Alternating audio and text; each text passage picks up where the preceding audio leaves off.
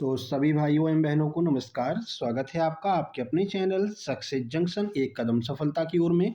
मेरा नाम है अतुल शुक्ला और हम लेकर के आ गए हैं आपके लिए एमपीएसआई 2026 एमपी क्षेत्र रक्षक, जेल प्रहरी, वन रक्षक एवं मध्य प्रदेश छात्रावास अधीक्षक सभी भर्ती परीक्षाओं की दृष्टि से अति महत्वपूर्ण वीडियो है कंप्यूटर के 150 प्रश्न। जैसा कि आपको पता है एमपीएसआई में कंप्यूटर को अलग से दिया गया, यानी कि कंप्यूटर से प्रश्न आपको देखने को मिलेंगे ही मिलेंगे और कम से कम 12 से 15 प्रश्न आपको देखने को मिल सकते हैं। तो ये कंप्यूटर की मैराथन नंबर 3 है। इससे पहले कंप्यूटर की 2 मैराथन हम करा चुके हैं जिसमें लगभग 350 प्रश्नों को हम करवा चुके हैं टॉपिक वाइज। अब आपका एक जो महत्वपूर्ण टॉपिक था वो बचा हुआ था, जैसे कि artificial intelligence, cyber security, social media. ये कुछ ऐसे टॉपिक है जहां से प्रश्न अब ज़्यादा पूछे जाते हैं, क्योंकि ये जो है आधुनिक युग है। आपको पता है आर्टिफिशियल एआई वगैरह बहुत ज़्यादा चर्चा में है, तो यहाँ से प्रश्न ज़्यादा बनेंगे। इसलिए ये एक पोर्शन आपका बच रहा था, उसको हम लेकर के आ गए हैं। इसी के साथ में लगभग आपके पास में 500 प्रश्न पहुंच जाएंगे कंप्यूटर के, ठीक है ना।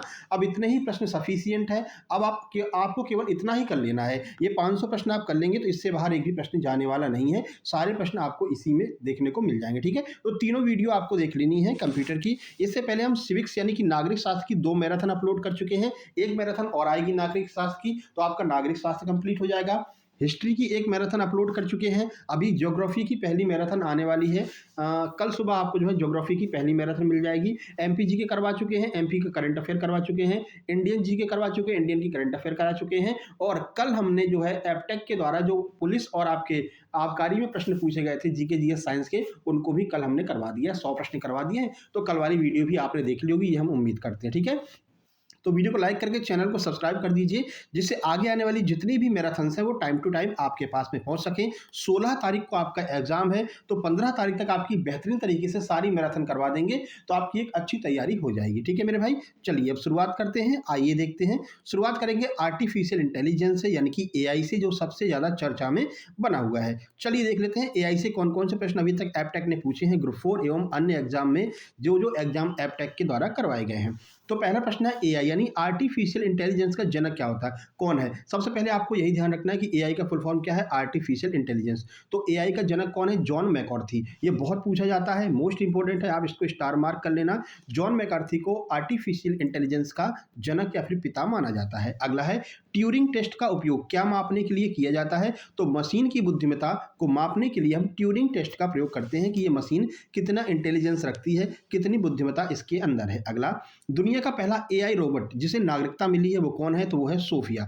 सोफिया को नागरिकता दी गई है और ये दुनिया का पहला एआई रोबोट है। अगला, चैट जीपीटी को किस कंपनी ने विकसित किया है। तो चैट जीपीटी को ओपन एआई के द्वारा विकसित किया गया है। ये चैट जीपीटी आजकल बहुत चर्चा में है, तो ध्यान रखना इसको किसने बनाया है। तो ओपन एआई के द्वारा इसको बनाया गया है, आपको ध्यान रखना है। चलिए आगे बढ़ते हैं। आगे बढ़ने से पहले आप लोगों को बता दें, जिस तरह से एमपी पुलिस और एमपी आबकारी के एग्जाम में अपने सुपर नोट्स से सीधे सीधे प्रश्न देखने को मिले थे, इसी तरह आपको एमपीएसआई की भर्ती और मध्य प्रदेश क्षेत्र रक्षक, जेल प्रहरी की भर्ती में भी अपने सुपर नोट्स से सीधे सीधे प्रश्न देखने को मिलेंगे, ठीक है। इसमें आपको एमपीएसआई के कंप्लीट लगभग आपके 9 से 10 सब्जेक्ट हैं। इन सभी सब्जेक्ट के कंप्लीट नोट्स आपको मात्र 199 रुपए में उपलब्ध कराए जा रहे हैं। साथ ही साथ में आप ये जब नोट्स लेंगे तो इसी के साथ में आपको सारी मैराथन की पीडीएफ भी मिल जाएगी, और ये जो हम मैराथन करा रहे हैं इसकी पीडीएफ भी आपको मिल जाएगी। और पूरे के पूरे 500 प्रश्न जो कंप्यूटर के हैं वो आपको मिल जाएंगे। लगभग 350 प्रश्न हम सिविक्स के करा चुके, नागरिक शास्त्र के वो मिल जाएंगे। तो सारे प्रश्न आपको एक साथ में मिल जाएंगे इसी नोट्स के साथ में, ठीक है ना।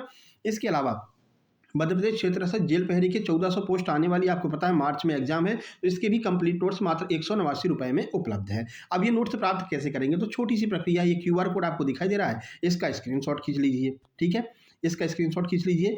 इसी पर आपको 199 का पेमेंट करना है, और उस पेमेंट का स्क्रीनशॉट इस व्हाट्सएप नंबर आपको ऊपर दिखाई दे रहा होगा 7052547003, इस व्हाट्सएप नंबर पर आपको स्क्रीनशॉट सेंड कर देना है। जैसे ही आप स्क्रीनशॉट सेंड करेंगे पेमेंट का, तुरंत आपको कंप्लीट सुपर सिलेक्शन नोट से सेंड कर दी जाएंगे। जैसे ही आपका स्क्रीनशॉट सीन होगा, मात्र 1 से 1.5 मिनट के अंदर आपके पास में नोट से पहुंच जाएंगे, ठीक है ना। उसको आप आराम से डाउनलोड करके सेव कर लेना, और इसी के साथ में आपको व्हाट्सएप ग्रुप में जोड़ दिया जाएगा, जहां पर आपको आगे के सारे नोट्स टाइम टू टाइम मिलते रहेंगे, ठीक है मेरे भाई। उम्मीद करते हैं सारी चीजें समझ में आ गई होंगी। चलिए अब आगे बढ़ते हैं और अगले प्रश्न की ओर चलते हैं। चलिए, अगला प्रश्न है गूगल के एआई चैटबॉट का वर्तमान नाम क्या है? और अभी तक बहुत सारे नोट जो लोग हैं वो नोट्स मंगवा चुके हैं, स्पेशली इसमें एमपी पुलिस में जो जॉब कर रहे हैं, कांस्टेबल लोग जो जॉब कर रहे हैं, उन लोगों ने बहुत नोट्स मंगवाए हैं, ठीक है ना? क्योंकि हर कोई चाह रहा भैया कि कांस्टेबल अभी हम हैं और थोड़ी सी मेहनत और हम कर लें तो हम एसआई बन जाएंगे। क्योंकि अगर प्रमोशन के थ्रू बात करें तो भाई 10 से 15 साल लग जाते हैं प्रमोशन के थ्रू एसआई बनने में, ठीक है ना? और अगर मेहनत करके हम एसआई बन जा रहे हैं, थोड़ा सा आपको मुश्किल से 6-6, 7-7 घंटा अगर आप पढ़ेंगे तो मुश्किल से 7 से 8 दिनों में ये पूरे के पूरे नोट्स कंप्लीट हो जाएंगे, सारी मैराथन भी आपकी कंप्लीट हो जाएगी, तो आप पूरी तरह से परिपक्व हो जाएंगे इस एग्जाम को देने के लिए और जो है अच्छे नंबर प्राप्त करने के लिए। तो जल्दी से आपको जो है ये नोट्स लेकर के इस ग्रुप में शामिल हो जाना है।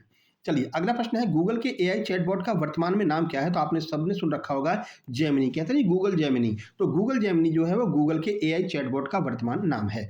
अगला प्रश्न है मशीन लर्निंग एमएल किसका उपक्षेत्र है? तो ये आर्टिफिशियल इंटेलिजेंस के अंदर आता है मशीन लर्निंग, जिसे हम एमएल भी कहते हैं, ठीक है। चलिए आगे बढ़ लेते हैं और अगला प्रश्न देखते हैं। अगला है डीप लर्निंग। डीप लर्निंग किस मानवीय अंग की संरचना पर आधारित है? तो जो डीप लर्निंग है वो मस्तिष्क यानी कि आपका न्यूरल नेटवर्क्स पर आधारित है। आपने डीप फेक भी सुना होगा। डीप फेक में क्या होता है कि किसी व्यक्ति की तस्वीर का इस्तेमाल करके उसका वीडियो बनाते हैं, फिर वीडियो के थ्रू जो है मतलब उसको वायरल किया जाता है। तो ये भी आपका डीप लर्निंग से ही संबंधित है। तो ये आपका मस्तिष्क यानी कि न्यूरल नेटवर्क से संबंधित होता है डीप लर्निंग। अगला, एआई की भाषा एलआईएसपी या फिर इसे लिस्प कहते हैं का विकास किसने किया? तो एलआईएसपी का विकास जॉन मैकॉर्थी ने किया है, जिन्हें हम एआई का जनक कहते हैं। अगला प्रश्न देखिए, शतरंज चैंपियन गैरी कास्परोव को हराने वाला पहला एआई कंप्यूटर कौन है? तो यह है डीप ब्लू, आईबीएम कंपनी का है, मोस्ट इंपोर्टेंट है, ये कई बार पूछा गया है अभी, है ना। तो डीप ब्लू नाम के जो एआई कंप्यूटर था उसने किसको हराया था? गैरी कास्परोव को हराया था, जो शतरंज चेस के चैंपियन है। अगला प्रश्न, नेचुरल लैंग्वेज प्रोसेसिंग यानी कि एनएलपी, इसका मुख्य कार्य क्या होता है? सबसे पहली बात, एनएलपी का फुल फॉर्म आपसे पूछा जा सकता है। तो एनएलपी का फुल फॉर्म है नेचुरल लैंग्वेज प्रोसेसिंग, ठीक है। कार्य क्या है इसका? तो मानवीय भाषा को समझना और प्रोसेस करना, इसका इस्तेमाल अब एआई में होता है। और जैसा कि आप देखते होंगे अभी हमारे शॉर्ट वीडियो आप जाकर के देख लीजिए, आपको समझ में आ जाएगा। सारे के सारे हम शॉर्ट्स वीडियो बना रहे हैं ना, आज भी हमने एक प्रश्न डाला है शॉर्ट वीडियो का, वो भी एआई के थ्रू ही हमने बनाया है। आप हमारा वो इंस्टाग्राम को वो कर लेना, फॉलो कर लेना, सक्सेस जंक्शन के नाम से ही अपना सिल्वर प्ले बटन वहाँ पर लगा हुआ है, सर्च करना सक्सेस जंक्शन, तो आपको मिल जाएगा, है ना। तो उसको आप फॉलो कर लेना, वहाँ पर हम जो है करंट अफेयर के कुछ टॉपिक जो हो गए उसको डालते रहते हैं। वैसे लिंक हम उसमें डिस्क्रिप्शन में डाल देंगे, लेकिन आप सर्च कर लेना सक्सेस जंक्शन तो मिल जाएगा इंस्टाग्राम पे। वहाँ पर एआई के थ्रू हम आपको बहुत सारी जानकारी और करंट अफेयर की वीडियो क्वेश्चंस वगैरह वहाँ पर डालते रहते हैं। चलिए, कंप्यूटर विजन का उपयोग कहाँ पर होता है? तो कंप्यूटर विजन का उपयोग चेहरा पहचानने यानी फेस रिकॉग्निशन में होता है। जैसे कि अगर अभी आप एग्जाम देने जाएंगे ईएसबी का, तो ईएसबी ने अब यहाँ पर फेस रिकॉग्निशन फैसिलिटी शुरू कर दी है। उसमें क्या होगा, आपके चेहरे को एआई के द्वारा पहचान लिया जाएगा कि आप ही हैं जो एग्जाम देने आए हैं या फिर आप किसी के स्थान पर एग्जाम देने आए हैं, तो तुरंत पकड़ में आ जाता है ना। और रेटिना वगैरह भी चेक कर लेते हैं। तो ये आपका कंप्यूटर विजन का उपयोग फेस रिकॉग्निशन यानी कि चेहरा पहचानने के लिए करते हैं। अगला, एलन ट्यूरिंग ने एआई के लिए कौन सा प्रसिद्ध शोध पत्र लिखा है? तो कंप्यूटिंग मशीनरी एंड इंटेलिजेंस, ये एक शोध पत्र एलन ट्यूरिंग के द्वारा लिखा गया है, एआई को लेकर के इन्होंने लिखा है। अगला, एक्सपर्ट सिस्टम का मुख्य उपयोग क्या है? तो विशेषज्ञों की तरह निर्णय लेना, ये मुख्य उपयोग होता है एक्सपर्ट सिस्टम्स का। अगला, भारत का पहला एआई सुपर कंप्यूटर कौन सा है? तो ये है एयरवैट, ठीक है। ध्यान रखना, जो एरावत भी कहते हैं इसको या फिर एयरवैट भी कहते हैं, तो एरावत ध्यान रखना, AIRAWAT, ये एरावत जो है भारत का पहला एआई सुपर कंप्यूटर है। अगला, जनरेटिव एआई का क्या अर्थ है? जो नया कंटेंट यानी इमेज टेक्स्ट बना सके उसे हम जनरेटिव एआई कहते हैं। जैसे गूगल जेमिनी पर जाना, वहाँ पर बोलना कि आप मुझे एक जो है बढ़िया सा फोटो बना करके दे दीजिए जिसमें कोई बच्चा क्रिकेट खेल रहा हो, तो वो फोटो बना करके आपको दे देगा। तो इस प्रकार के एआई को हम क्या कहते हैं? जनरेटिव एआई कहते हैं। अगला, नैरो एआई जो है वो किसका उदाहरण है? तो नैरो एआई जो है वो एप्पल का सीरी या फिर गूगल असिस्टेंट का उदाहरण है। तो ध्यान रखना, नैरो एआई किसका उदाहरण है? एप्पल का सीरी या फिर गूगल असिस्टेंट, इसका उदाहरण है नैरो एआई। दुनिया का पहला एआई यूनिवर्सिटी कहाँ पर स्थापित किया गया था? तो ये यूएई के मोहम्मद बिन जायद यूनिवर्सिटी है। तो पहली आर्टिफिशियल इंटेलिजेंस यूनिवर्सिटी कहाँ पर है? पहली बात, वो यूएई में है। कौन सी है? मोहम्मद बिन जायद यूनिवर्सिटी जो है वो दुनिया की पहली आर्टिफिशियल इंटेलिजेंस यूनिवर्सिटी है। आगे बढ़ लेते हैं, अगला नंबर देखिए 18 नंबर, एआई में एल्गोरिदम का क्या अर्थ होता है? तो समस्या समाधान के लिए स्टेप बाय स्टेप जो निर्देश देता है उससे हम एल्गोरिदम कहते हैं। जैसे कि अगर आप अपना एडमिट कार्ड डाउनलोड करेंगे, अभी आया नहीं है, ठीक है ना? अभी नहीं आया, 16 तारीख को आपका एग्ज़ाम है, तो मान के चलिए 11 तारीख के आस-पास आपका एडमिट कार्ड आएगा, ठीक है? तो उसमें क्या होता है, आप स्टेप बाय स्टेप चलते हैं कि पहले आपने रजिस्ट्रेशन नंबर डाला, उसके बाद में अपने आधार कार्ड, अपने माताजी का नाम और आधार कार्ड का लास्ट के 4 डिजिट डाल दिए। उसके बाद में नीचे आपसे जो है एक कैप्चा दिया रहता है, वो कैप्चा डाल दिया। फिर आपने क्लिक किया तो आपका एडमिट कार्ड खुल करके आ गया। तो ये आपने सारा काम कैसे किया? स्टेप बाय स्टेप किया। इसी को हम एल्गोरिदम कहते हैं। चलिए अगला देखिए, रीइंफोर्समेंट लर्निंग किस पर आधारित होती है? तो पुरस्कार और दंड के सिद्धांत पर आधारित होती है, ट्रायल एंड एरर के सिद्धांत पर आधारित होती है। अगला, एआई की 5वीं पीढ़ी, 5th जनरेशन के कंप्यूटरों की मुख्य विशेषता क्या है? तो ये 5th जनरेशन के कंप्यूटर हैं, ये ज्ञान प्रसंस्करण का उपयोग करते हैं, नॉलेज प्रोसेसिंग का उपयोग करते हैं। अगला, एज एआई का क्या अर्थ है? तो लोकल डिवाइस पर ही एआई प्रोसेसिंग करना एज एआई कहलाता है। अगला, एआई में बायस का क्या अर्थ होता है? तो डेटा में भेदभावपूर्ण जो त्रुटि होती है उसको हम बायस कहते हैं। आगे बढ़िए, अगला है सिंगुलैरिटी शब्द एआई में क्या दर्शाता है? तो वह बिंदु जब एआई मानव बुद्धि से आगे निकल जाए तो ऐसी स्थिति को हम क्या कहते हैं? सिंगुलैरिटी कहते हैं। अगला, स्वायत्त कारों यानी कि ऑटोनोमस कार्स में किस तकनीकी का प्रयोग किया जाता है? तो एआई और सेंसर फ्यूजन का प्रयोग किया जाता है। जो ड्राइवरलेस कारें होती हैं, आपने भी सुना भी होगा कि भाई जो कार है वो बिना ड्राइवर के चलाई जा रही है, आर्टिफिशियल इंटेलिजेंस और सेंसर फ्यूजन के द्वारा वो चलती हैं, ऑटोनोमस कारें जो होती हैं। अगला, बिग डेटा और एआई के बीच में क्या संबंध है? तो एआई को सीखने के लिए भारी मात्रा में बिग डेटा की जरूरत होती है, इसलिए हम बिग डेटा और एआई को आपस में संबंधित मानते हैं। आगे बढ़ते हैं, अब यहाँ से हम शुरुआत करेंगे साइबर सिक्योरिटी की। तो 3-4 टॉपिक हैं जिनको हम कवर करेंगे, लास्ट में इनके मिक्स प्रश्न भी कर लेंगे, ठीक है? मिसलेनियस प्रश्न 50 कर लेंगे। चलिए साइबर सिक्योरिटी शुरुआत करते हैं। तो साइबर सुरक्षा में फायरवॉल का क्या कार्य है? तो अनाधिकृत नेटवर्क एक्सेस को रोकना ही फायरवॉल कहलाता है। जैसे कि आपका ये कंप्यूटर या फिर लैपटॉप है, इसमें कोई अनाधिकृत व्यक्ति एक्सेस ना कर पाए, कोई अनाधिकृत व्यक्ति इसमें अंदर ना घुस पाए, फिर इसको चला ना पाए, इसलिए हम फायरवॉल का इस्तेमाल करते हैं, ठीक है? तो फायरवॉल का क्या कार्य है? अनाधिकृत नेटवर्क की एक्सेस को रोकना। अगला, फिशिंग क्या होता है? ये बहुत पूछा गया, मोस्ट इंपॉर्टेंट है फिशिंग, ठीक है? बहुत पूछा जाता है। तो धोखे से यूजर का पासवर्ड या फिर डेटा चुरा लेना ही फिशिंग कहलाता है। अगला देखते हैं, दुनिया का पहला कंप्यूटर वायरस कौन सा है? तो क्रीपर जो है, क्रीपर दुनिया का पहला कंप्यूटर वायरस है। अगला, मॉलवेयर का पूरा नाम क्या होता है? तो मॉलवेयर का पूरा नाम होता है मैलिशियस सॉफ्टवेयर। बहुत महत्वपूर्ण है, ये भी बहुत पूछा जाता है, मैलिशियस सॉफ्टवेयर। आगे बढ़ते हैं, रैनसमवेयर हमले में हैकर से क्या मांगते हैं? तो जब रैनसमवेयर हमला होता है तो ऐसे में हैकर फिरौती मांगते हैं, ठीक है, जिसे हम रैनसम कहते हैं। इसी के नाम पर इसका नाम पड़ा है रैनसमवेयर। अगला, भारत का मुख्य साइबर सुरक्षा केंद्र कौन सा है? तो CERT.in। जो CERT.in है ये भारत का मुख्य साइबर सुरक्षा केंद्र है। अगला, 2 फैक्टर ऑथेंटिकेशन यानी कि 2FA क्यों महत्वपूर्ण है? तो सुरक्षा की एक अतिरिक्त परत जोड़ने के लिए। इसमें क्या होता है, जैसे कि आपने अपना गूगल चलाया होगा, जो आपकी जीमेल आईडी है, जीमेल आईडी में 2 फैक्टर जो है ऑथेंटिकेशन लगा रहता है कि आपके जो गूगल आईडी है उस पर भी मैसेज आता है और आपके फ़ोन पर भी मैसेज आता है। जब दोनों पिन आप ओटीपी वेरीफाई करते हैं तभी आपका गूगल एक्सेस हो पाता है, ठीक है ना? तो इसको हम क्या कहते हैं? 2 फैक्टर ऑथेंटिकेशन। अगला, अगला इंस्क्रिप्शन का क्या उपयोग होता है? तो डेटा को गुप्त कोड में बदलना ही इंस्क्रिप्शन कहलाता है।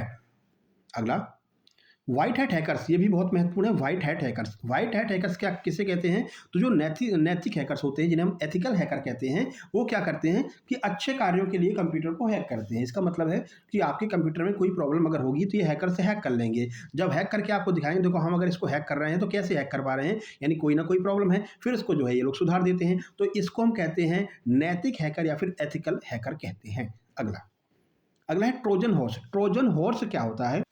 तो अगर हम ट्रोजन हॉर्स की बात करते हैं तो ये एक प्रोग्राम है जो खुद को उपयोगी दिखाता है पर नुकसान पहुंचाता है, ठीक है? देखने में आपको ये लगेगा कि ये तो बहुत उपयोगी है, लेकिन ये क्या करता है? खुद को उपयोगी दिखा करके आपको नुकसान पहुंचाता है आपके कंप्यूटर को। अगला, साइबर अपराधों के लिए भारत में कौन सा अधिनियम प्रभावी है? तो IT एक्ट 2000 ये साइबर अपराधों के लिए प्रभावी है। अगला है SQL इंजेक्शन किस प्रकार हमला करता है? तो डेटाबेस पर किया जाने वाला हमला जो है वो SQL के द्वारा किया जाता है। VPN बहुत महत्वपूर्ण है। VPN का फुल फॉर्म कई बार पूछा गया है, ये इस पे 3-4 स्टार लगा लीजिए। वर्चुअल प्राइवेट नेटवर्क, ये VPN का फुल फॉर्म होता है। की लॉगर क्या रिकॉर्ड करता है? तो कीबोर्ड पर टाइप की गई जानकारी को की लॉगर के द्वारा रिकॉर्ड किया जाता है। अगला है DDoS अटैक का पूरा नाम क्या होता है? तो डिस्ट्रीब्यूटेड डिनायल ऑफ सर्विस। अभी तक DOS ही पूछा जाता कि DOS का फुल फॉर्म क्या होता है, तो आप कह देते थे, बता देते थे डिनायल ऑफ सर्विसेज जो है DOS का फुल फॉर्म होता है, लेकिन अब इसमें एक और डी लगा दिया गया है, तो ये हो गया डिस्ट्रीब्यूटेड डिनायल ऑफ सर्विसेज। अगला देखते हैं, एंटीवायरस किस श्रेणी का सॉफ्टवेयर है? तो यूटिलिटी सॉफ्टवेयर है एंटीवायरस, याद रखना है। जीरो डे वल्नरेबिलिटी ये क्या होती है? तो वह सुरक्षा की कमी जिसका समाधान अभी तक ज्ञात नहीं है, यानी कि एक ऐसी सुरक्षा की अगर इसको मतलब कि जिसे अपने यहाँ होता है ना कि कैंसर का अभी तक कोई इलाज नहीं है, मतलब कि ऑथेंटिक इलाज नहीं है, विश्वास नहीं कर सकते। वैसे तो बहुत लोग दावा करते हैं भाई कैंसर का इलाज मिल गया है, ये हो गया वो हो गया है, लेकिन ये एक ऐसा रोग है जिसका अभी तक इलाज संभव नहीं हो पाया है, पूर्णतः इलाज नहीं हो पाता है। अगर फर्स्ट स्टेज में पता चल जाता है तो ही इलाज करवा सकते हैं, सेकेंड और थर्ड स्टेज में इसका कोई इलाज नहीं है। तो इसी को हम जीरो डे कहते हैं ना, तो वह सुरक्षा कमी जिसका समाधान अभी तक ज्ञात ही नहीं हो पाया है, उसको हम जो है जीरो डे वल्नरेबिलिटी कहते हैं। अगला है सोशल इंजीनियरिंग। सोशल इंजीनियरिंग का क्या अर्थ होता है? तो मनोवैज्ञानिक रूप से हेरफेर करके गुप्त जानकारी प्राप्त कर लेना ही सोशल इंजीनियरिंग कहलाता है। अगला है SSL सर्टिफिकेट क्यों उपयोगी होता है? तो वेबसाइट कनेक्शन को सुरक्षित बनाने के लिए SSL सर्टिफिकेट का हम यूज करते हैं। डेटा की इंटीग्रिटी का क्या अर्थ होता है? तो डेटा में बिना अनुमति के बदलाव ना होना। अगर आपने डेटा इंटीग्रिटी लागू कर दिया है तो भाई आपके बिना अनुमति के इसमें कोई भी बदलाव नहीं किया जा सकता है। अगला, डिजिटल सिग्नेचर क्या सुनिश्चित करता है? तो दस्तावेज की प्रामाणिकता और अखंडता को सुरक्षित करता है डिजिटल सिग्नेचर। आपने जब अपना वो बनवाया होगा, क्या कहते हैं, ड्राइविंग लाइसेंस, जब आपने ड्राइविंग लाइसेंस बनवाया होगा तो आपको वहाँ पर साइन करने के लिए बोला गया होगा, ठीक है, RTO में इस तरह का एक पैड होता है और आपको पेंसिल मिलती है, उसी पर आप साइन कर दो। आपको दिखाई तो नहीं देगा, लेकिन आप जब साइन जो कर देते हो वही आपके जो है ड्राइविंग लाइसेंस पर आपको देखने को मिलता है। तो ये क्या होता है? ये आपका डिजिटल सिग्नेचर होता है, ये दस्तावेज की प्रामाणिकता और अखंडता को सुनिश्चित करता है।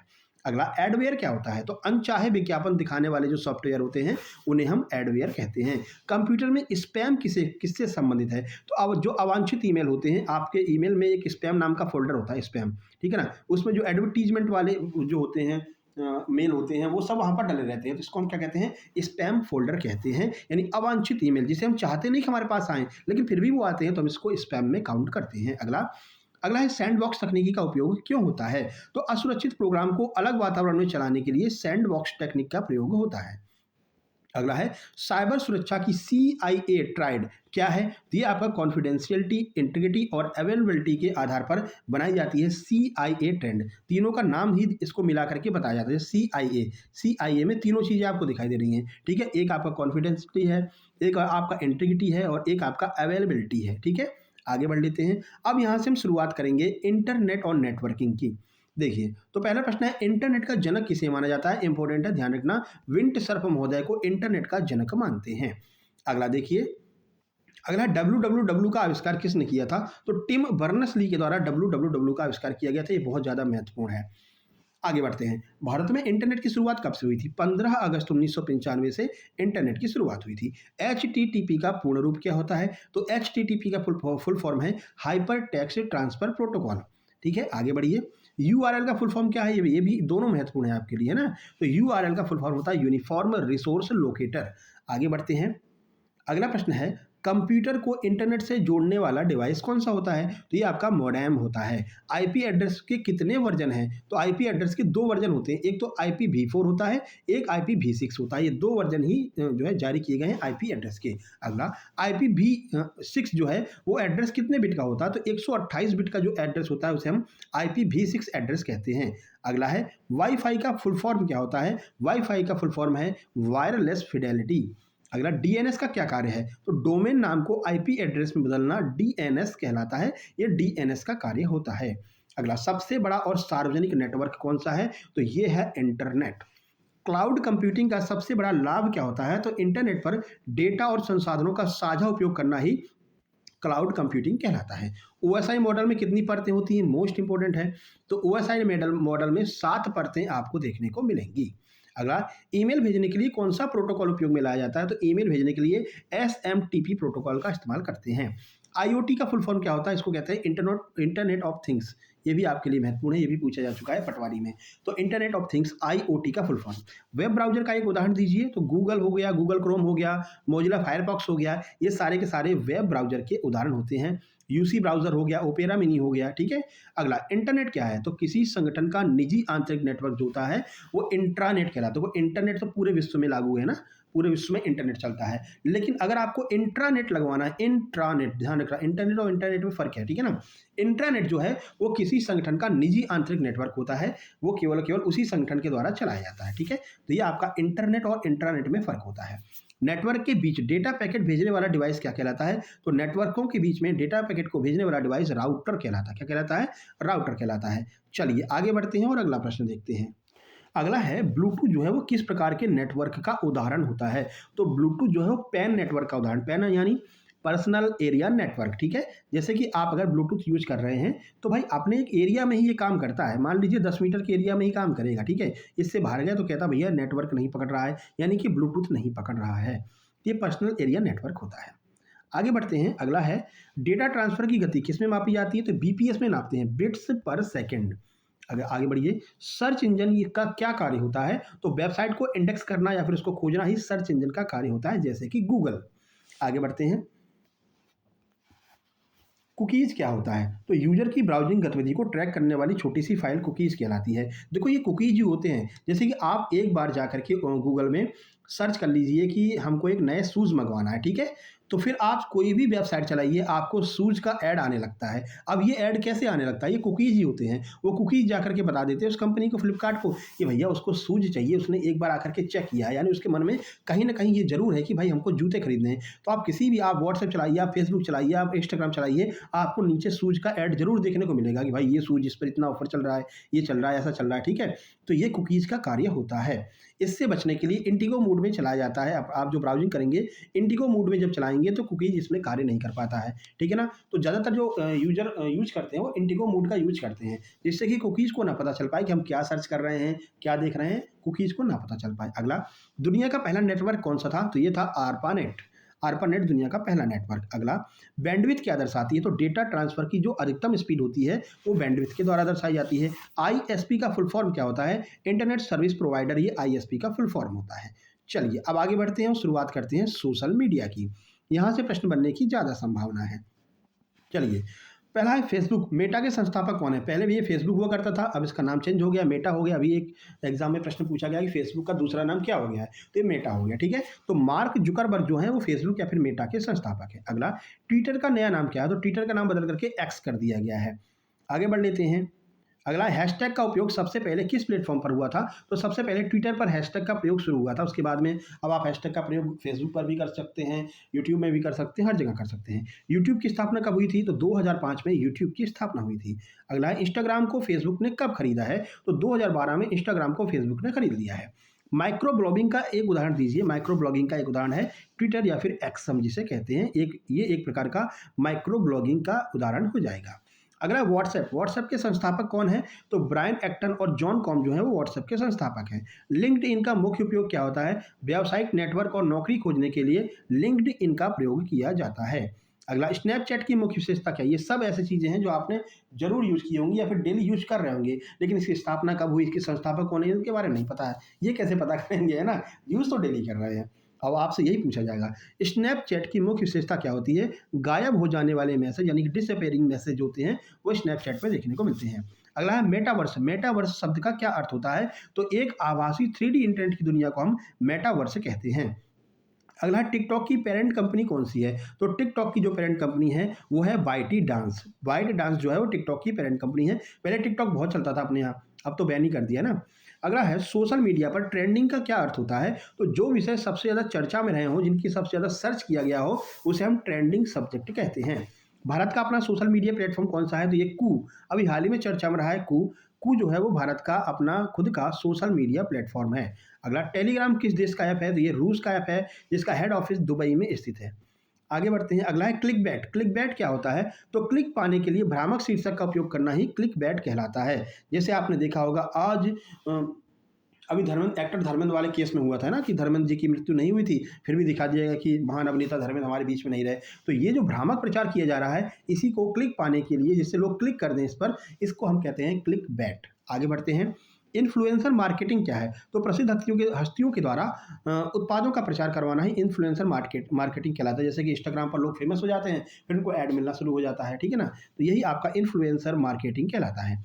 डीएम का फुल फॉर्म क्या होता है? डीएम का फुल फॉर्म होता है डायरेक्ट मैसेज। कहते हैं भाई तू मुझको डीएम कर दे, इसका अर्थ है कि डायरेक्ट मैसेज कर दो भाई, कमेंट मत करो, है ना? लेकिन आपको कमेंट करना है कि ये वीडियो आपको कैसी लग रही है, तुरंत कमेंट बॉक्स में जाकर कमेंट कीजिए, ठीक है? और वीडियो को लाइक कर दो भैया, लाइक का बटन यहाँ पर दिख रहा होगा, तुरंत लाइक कर दीजिए। चैनल पर पहली बार आए सब्सक्राइब कर लीजिए। ये काम तो आपको पहले ही कर लेने चाहिए, वीडियो शुरू हो उससे पहले ही आप कर दो, ठीक है ना? बोलने की जरूरत ही ना पड़े, प्यारा सा कमेंट कर दो तो और अच्छा लगने लगता है। अगला पिंटरेस्ट। पिंटरेस्ट जो है किस लिए प्रसिद्ध है? तो इमेज शेयरिंग और आइडियाज़ के लिए पिंटरेस्ट जो है फेमस होता है। आगे बढ़ते हैं। अगला है डिजिटल फुटप्रिंट क्या है? तो यूजर द्वारा इंटरनेट पर छोड़े गए डेटा के निशान, यानी कि आपने गूगल पर क्या क्या सर्च किया है, वही चीज़ें जो क्या कहलाती हैं? फुटप्रिंट कहलाती हैं। जैसे आप कहीं पर जा रहे हैं तो आपके पैरों के निशान पड़ जाते हैं ना, तो आपने कौन सी वेबसाइट पर जाकर के क्या सर्च किया है, वो चीज़ें जो वहाँ पर होती हैं, इसी को हम क्या कहते हैं? डिजिटल फुटप्रिंट कहते हैं। आगे बढ़ते हैं। पॉडकास्ट। ये पॉडकास्ट तो आपने बहुत सुना होगा, पॉडकास्ट कर रहे हैं लोग। तो पॉडकास्ट क्या होता है? तो ऑडियो आधारित कंटेंट की श्रृंखला ही पॉडकास्ट कहलाती है। आगे बढ़ते हैं। सोशल मीडिया पर बोट क्या होते हैं? तो स्वचालित प्रोफाइल जो स्क्रिप्ट से चलती हैं, बोट कहलाती हैं। जैसे आपने कभी कभी देखा होगा कि कोई अगर लाइव क्लास करा रहा है, अचानक उसमें 1 लाख 2 लाख लोग लाइव हो जाते हैं, तो वो क्या होते हैं? बोट्स होते हैं, है ना? वो लाइव नहीं होते हैं, वो एक बनाए हुए प्रोफाइल होती हैं जो अपने आप आकर के लाइव हो जाती हैं और धीरे धीरे उस कंटेंट को ब्लॉक कर देती हैं। आगे बढ़ते हैं।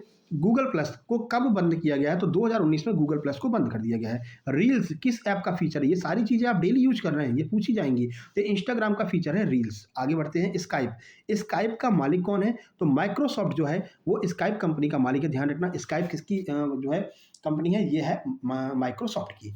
वायरल कंटेंट का क्या मतलब होता है? तो जो बहुत तेजी से इंटरनेट पर फैले उसे हम क्या कहते हैं? वायरल कंटेंट कहते हैं। जैसे कि आप लोग इसको लगातार शेयर करते रहेंगे, हर जगह शेयर करेंगे, टेलीग्राम पर डाल देंगे इसकी लिंक, इस वीडियो की लिंक, या फिर आप व्हाट्सएप में डाल देंगे, तो धीरे धीरे ये वायरल हो जाएगा। अब आप वायरल करते हैं नहीं करते हैं, आपके ऊपर डिपेंड करता है ना। करना चाहिए, है ना? ऐसी चीज़ें जरूर वायरल करना चाहिए, जो चीज़ें बाकी लोगों की भी मदद करें, आपको भी मदद करें, इसको जरूर आपको वायरल करना चाहिए। चलिए, अब हमारा अगला टॉपिक है रोबोटिक्स। ये भी बहुत महत्वपूर्ण है, रोबोटिक्स से भी प्रश्न पूछे जाएंगे। पहला प्रश्न है, रोबोट शब्द का प्रयोग सबसे पहले किसने किया था? तो कॉरेल कॉपेक महोदय के द्वारा रोबोट शब्द का सबसे पहले प्रयोग किया गया था। अगला, रोबोटिक्स के 3 नियम, ये किसके द्वारा दिए गए हैं? तो आइजैक असीमोव के द्वारा रोबोटिक्स के 3 नियम दिए गए हैं।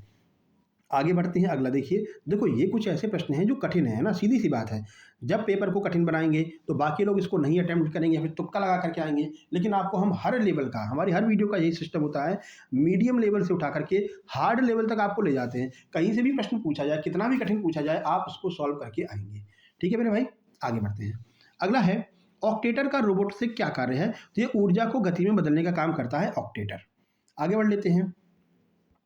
ह्यूमनाइट रोबोट जो सोफिया है, उसको किसके द्वारा बनाया गया? तो हैंसन रोबोटिक्स के द्वारा बनाया गया है, जो सोफिया रोबोट है। ध्यान रखना, रोबोट के हाथों को क्या कहा जाता है? तो इसको इंड इफेक्टर कहा जाता है। रोबोट्स के जो हाथ होते हैं उसको हम इंड इफेक्टर्स कहते हैं। अगला, इसरो द्वारा विकसित पहले महिला रोबोट का क्या नाम है? तो पहली महिला रोबोट है व्योममित्र। ये एमपीपीएससी के द्वारा बहुत पूछा गया है, इसको स्टार मार्क कर लीजिए भाई, ठीक है? तो व्योममित्र। आगे बढ़ते हैं। रोबोटिक्स में डिग्री ऑफ फ्रीडम का क्या कार्य होता है? तो गति की दिशाओं की संख्या ही डिग्री ऑफ फ्रीडम कहलाती है। अगला है, नैनोबोट्स क्या होते हैं? तो अति सूक्ष्म आकार के जो रोबोट होते हैं उनको हम नैनोबोट्स कहते हैं। आगे, सेंसर रोबोट को क्या प्रदान करते हैं? तो सेंसर जो है वो रोबोट को फीडबैक प्रदान करते हैं, ठीक है? सेंस ऑफ एनवायरनमेंट प्रदान करते हैं। इंडस्ट्रियल रोबोट का सबसे ज़्यादा उपयोग कहाँ पर किया जाता है? तो ऑटोमोबाइल फैक्ट्री में इंडस्ट्रियल रोबोट का प्रयोग किया जाता है। चलिए आगे बढ़ते हैं। यूएवी का फुल फॉर्म क्या होता है? तो अनमैन्ड एरियल व्हीकल। जैसे कि ड्रोन जो होता है इसको हम यूएवी कहते हैं। अनमैन्ड एरियल व्हीकल होता है, इसमें कोई व्यक्ति नहीं बैठा रहता है, फिर भी ये रोबोट्स अपना काम करते रहते हैं, उड़ते रहते हैं और आपको जानकारी देते रहते हैं। तो इसी को हम कहते हैं UAV, unmanned aerial robot vehicle. आगे बढ़ते हैं। रोबोटिक्स में काइनामेटिक्स क्या होता है? तो काइनेमेटिक्स जो है रोबोट की गति का अध्ययन करना ही काइनेमेटिक्स कहलाता है। आर्टिफिशियल स्किन का उपयोग क्यों होता है? स्पर्श की संवेदना देने के लिए आर्टिफिशियल जो है स्किन का प्रयोग किया जाता है। ये रोबोट्स के ऊपर चढ़ाई जाती है। दुनिया का पहला औद्योगिक रोबोट कौन सा था? तो ये था यूनिमेट। यूनिमेट जो है दुनिया का पहला रोबोट, मतलब कि औद्योगिक रोबोट था, जो औद्योगिक कार्य करने के लिए, इंडस्ट्रियल वर्क के लिए बनाया गया था। अगला है, अगला है कोलैबोरेटिव रोबोट का को संक्षेप में क्या कहते हैं, इसको कोबोट कहते हैं, ठीक है। तो कोलैबोरेटिव जो रोबोट होता है इसको संक्षेप में शॉर्ट फॉर्म में कोबोट कहा जाता है। रोबोट प्रोग्रामिंग के लिए सबसे लोकप्रिय भाषा कौन सी होती है, तो पाइथन और C++, ये रोबोट प्रोग्रामिंग के लिए सबसे जो है फेमस भाषा है, सबसे लोकप्रिय भाषा है। अगला स्लैम, SLAM, इस तकनीकी का उपयोग क्यों होता है, तो मैपिंग और नेविगेशन के लिए स्लैम का उपयोग किया जाता है। अब देखो ये 150 प्रश्न अभी कोई और करा था, तो मान करके चलिए कम से कम 1 से 1.5 घंटे का टाइम ये आपका जरूर लेते, ठीक है ना, कोई भी करा था। लेकिन हम क्या करते हैं, मुश्किल से 30 से 35 मिनट में 150 प्रश्न, 200 प्रश्न ऐसे करवा देते हैं, ठीक है ना। तो आपने हमारी जितनी भी मैराथन देखी होंगी, मुश्किल से मुश्किल 40 से 42 मिनट से अगर 200 प्रश्न है तो 42 मिनट में खत्म हो रही है, अगर 150 प्रश्न है तो 35 मिनट में खत्म हो जाती है, ठीक है ना। तो 200, 250, 150 प्रश्न आपको 40 से 42 मिनट में ही करवा देते हैं। बाकी कोई मैराथन के नाम पर 12-12 घंटे भी इसको पढ़ा सकता है, ठीक है मेरे भाई। तो कम समय में ज़्यादा जानकारी आपको मिलती है, यही स्पेशलिटी है सक्सेस जंक्शन की।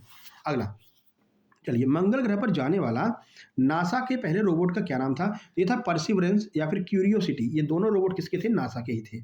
आगे बढ़ते हैं, रोबोट का दिमाग किसे कहा जाता है, तो कंट्रोलर को हम रोबोट का दिमाग कहते हैं। अगला है टेलीप्रेजेंस, रोबोट का क्या कार्य होता है। जो टेलीप्रेजेंस रोबोट होते हैं उनका क्या कार्य होता है, तो किसी व्यक्ति की दूरस्थ उपस्थिति को दर्शाने के लिए टेलीप्रेजेंस का उपयोग किया जाता है। तो ये हो गए आपके 120 प्रश्न कंप्लीट। अब हम यहाँ पर जो है देखेंगे जनरल टेक यानी कि तकनीकी के मिश्रित जो प्रश्न होंगे, यानी कि मिसलेनियस प्रश्नों को कवर कर लेंगे। चलिए, पहला है 1 टेराबाइट कितने GB के बराबर होता है। ये सारी चीज़ें बहुत पूछी जाती है ना। तो एक टीबी जो है वो कितने GB के बराबर होता है, तो 1024 GB के बराबर 1 टेराबाइट होता है। अगला, कंप्यूटर की स्थायी मेमोरी को क्या कहते हैं, तो इसको हम रोम कहते हैं। रैम का फुल फॉर्म क्या होता है, ये प्रश्न तो बहुत सारे पूछे जाते हैं ना, एक दो प्रश्न आपको मिल ही जाएंगे इतने सिंपल वाले। तो ये होता है रोम। रोम को कहते हैं रीड ओनली मेमोरी। अगला है रैम। रैम का फुल फॉर्म होता है रैंडम एक्सेस मेमोरी। पाइथन क्या होता है, तो पाइथन एक उच्च स्तरीय प्रोग्रामिंग लैंग्वेज होती है, एक उच्च स्तरीय प्रोग्रामिंग भाषा होती है। कंप्यूटर साक्षरता दिवस ये कब मनाया जाता है, तो 2 दिसंबर को कंप्यूटर साक्षरता दिवस मनाते हैं। BIOS का फुल फॉर्म क्या होता है, तो बेसिक इनपुट आउटपुट सिस्टम जो है ये BIOS का फुल फॉर्म हो जाएगा। चलिए आगे बढ़ते हैं।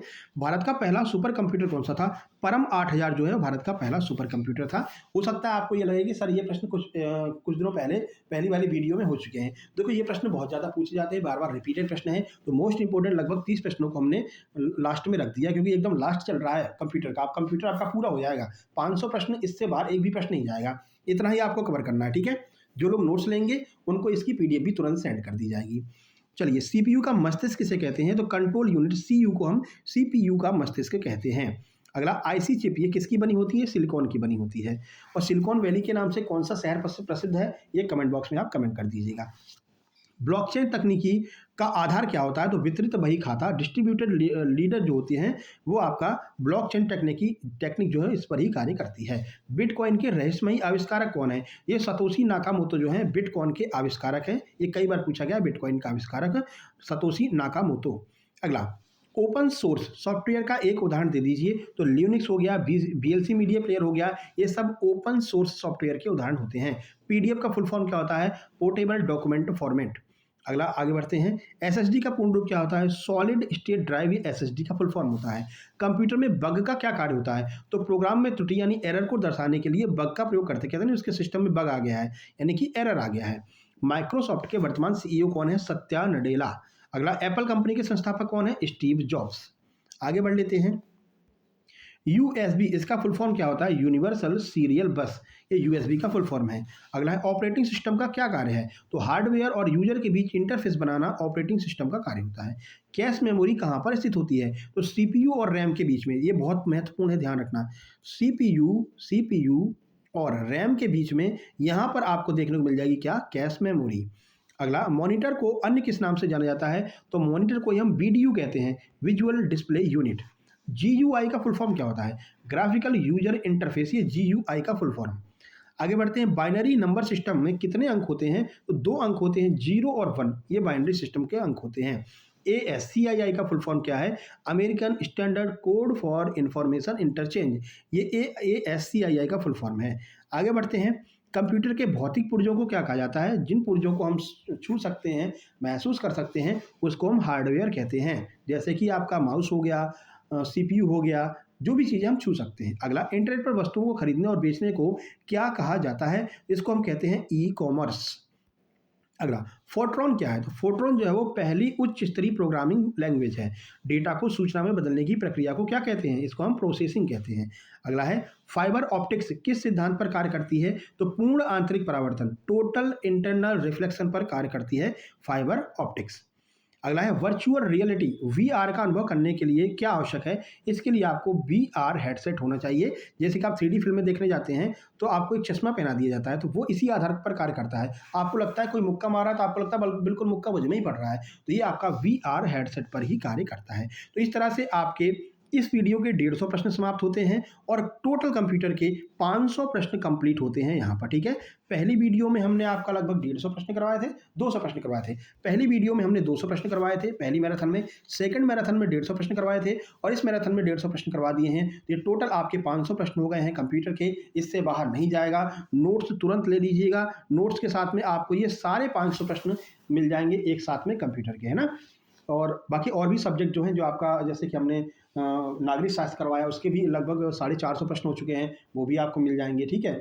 और इसके अलावा आपका इंग्लिश करवा रखा है हमने, सब कुछ करवा रखा है, सब आपको PDF में मिल जाएगा जैसे ही आप नोट्स लेंगे। 199 अगर आप एक बार खर्च कर लेंगे तो ये आपको बिल्कुल लगेगा कि हमने बिल्कुल सही जगह खर्च किया है, ठीक है ना, क्योंकि बहुत सारी चीज़ें आपको कंटेंट वाइज मिल जाएंगी। अब वीडियो को लाइक कर दीजिए, शेयर कर दीजिए, चैनल पर पहली बार आए हैं सब्सक्राइब करके नोटिफिकेशन बेल दबा लीजिए। ये हमारा व्हाट्सअप नंबर है 7052547003, इसी पर आपको व्हाट्सअप करके नोट्स प्राप्त कर लेने हैं। जो लोग QR से पेमेंट नहीं कर पाएंगे, यहाँ पर मैसेज करेंगे, व्हाट्सअप करेंगे, आपको फ़ोनपे नंबर दे दिया जाएगा, फ़ोनपे पर पेमेंट करके स्क्रीनशॉट भेज के तुरंत नोट्स प्राप्त कर सकते हैं। चलिए मिलते हैं नेक्स्ट वीडियो में, तब तक के लिए नमस्कार, धन्यवाद। इसको शेयर जरूर कर देना, यही आप लोगों से विनम्र निवेदन है। चलिए, धन्यवाद।